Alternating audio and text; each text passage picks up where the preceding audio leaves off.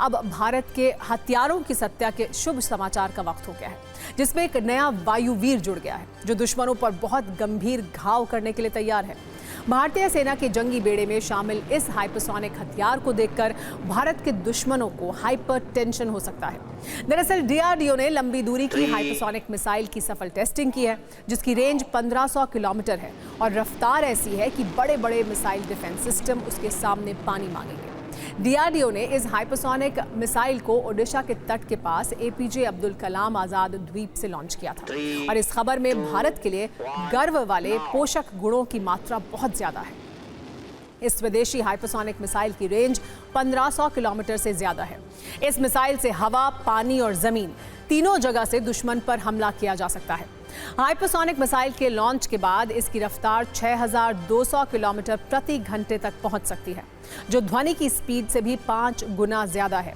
यानी ये 6200 किलोमीटर प्रति घंटे की रफ्तार से अपने दुश्मन को नेस्तनाबूद कर सकती है। सबसे बड़ी बात यह है कि इसे लॉन्च किए जाने के बाद इसके टारगेट में बदलाव किया जा सकता है। ये बेहद कम ऊंचाई पर उड़ान भरने में सक्षम है, इसीलिए इसे किसी डिफेंस सिस्टम के द्वारा ट्रैक करना मुश्किल होता है। इस मिसाइल का स्पेशल इफेक्ट यह है कि इसे परमाणु हथियार के साथ भी लॉन्च किया जा सकता है। 3, 2, 1, now.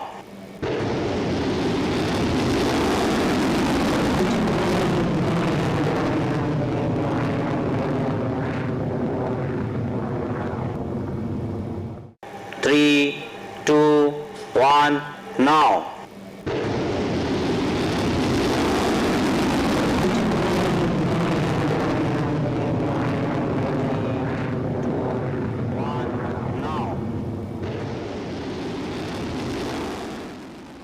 आपने कई बार ये सुना होगा हाइपरसोनिक मिसाइल लॉन्च हो गई, इसकी रेंज इतने 1000 किलोमीटर है।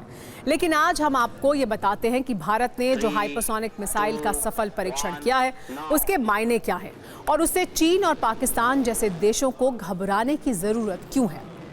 दरअसल किसी संकट या युद्ध की परिस्थिति में भारत से इस मिसाइल का श्री गणेश किया जाएगा तो चीन और पाकिस्तान तक बारूदी क्लेश होगा। जैसे मिसाइल को अगर श्रीनगर से लॉन्च किया गया तो ये आसानी से लाहौर तक तबाही मचा सकती है।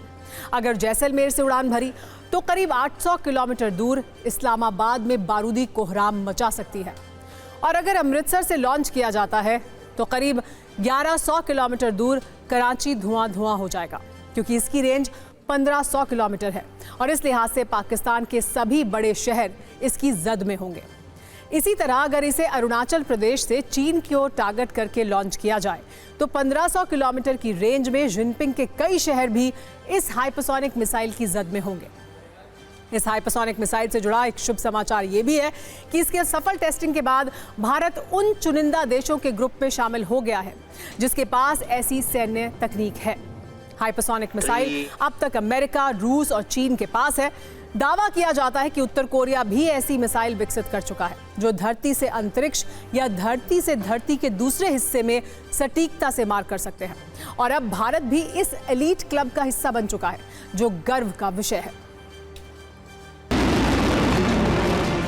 इंडिया आज उस निश टेक्नोलॉजी, टॉप मोस्ट टेक्नोलॉजी को अचीव कर पाया है। देश, पूरी दुनिया के देश इंक्लूडिंग लेटर से जर्मनी को ले लीजिए, फ्रांस को ले लीजिए, इजराइल को ले लीजिए, ईरान को ले लीजिए, इन सब की कोशिश है कि वो इस टेक्नोलॉजी को हासिल कर पाए। और इसलिए न केवल इंडिया के अपने टेक्नोलॉजिकल जंप के लिए इम्पॉर्टेंट है, अपनी डिफेंस फोर्सेस के लिए इम्पॉर्टेंट है, अपनी इकोनॉमी के लिए इम्पॉर्टेंट है।